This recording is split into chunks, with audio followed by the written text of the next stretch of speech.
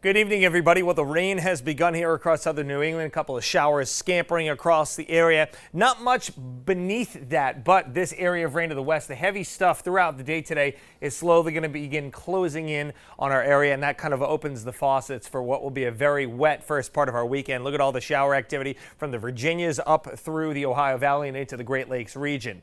So there's our storm system, and yeah, the title here, that's the burning question that everybody has been asking. Why do we keep having these wet weekends? Remember, we haven't had a fully dry weekend, Saturday and Sunday, since Labor Day weekend. So what's going on? Well, we have to go up. We have to go to the upper levels of the jet stream to really figure out what's going on. So here's our storm system, the current weekend, but we're going to keep going to a polar view. We call it a synoptic view. It's just a large scale weather view, so you can kind of see everything going on. We're going to go to the pole view here, and you can see in a pretty consistent pattern, almost like a star or a pentagon, you can see 5 little areas here of storm systems, and they're all following a pretty consistent cadence or rhythm.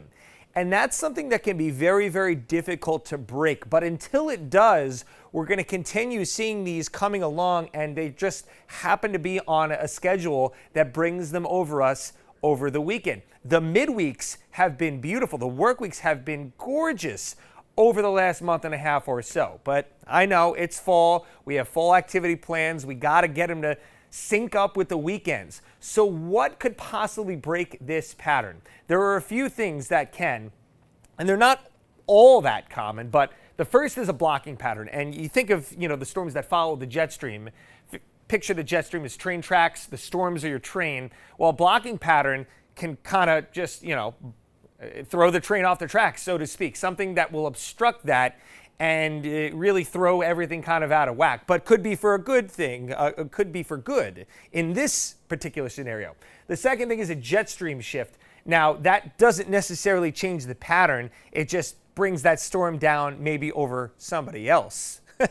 But it would, certainly help us out. And the third thing is a change in seasons, a lowering sun angle, colder air, warmer air that would also change the weather pattern. We need one of those three, and we'll see if we can get that here in the next couple of weeks. But of course, if this pattern keeps up eventually, the season's going to change before the other two.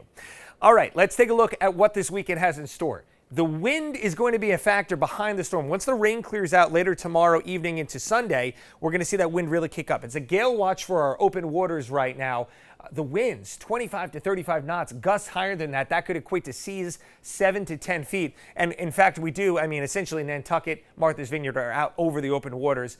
We have a wind advisory for Nantucket, not for the Vineyard right now, but gusts again, 45 to near 50 miles per hour. East winds breezy tonight as the showers begin to become more numerous across the area. Some heavy pockets of rain. Thunderstorms are possible as well. Really looks like we're going to be dealing with the torrential stuff late morning, early afternoon, right around midday tomorrow across the area. That'll be our heaviest rain, and that could linger into the evening hours, but then you'll start to see that rain lightening up, tapering off, and drier weather into Sunday. But look at these wind gusts, 35, 45 miles per hour. That'll certainly help to dry things off, but it's going to be a hang on to your hats kind of day on Sunday, and colder air as well. 56 is your high on Sunday. As we head into Monday and Tuesday, we'll see the temperatures during the daytime rebound, but the overnight lows will be chilly, and we could be looking at some patchy frost come Monday night into Tuesday morning. Much milder air by the end of the week.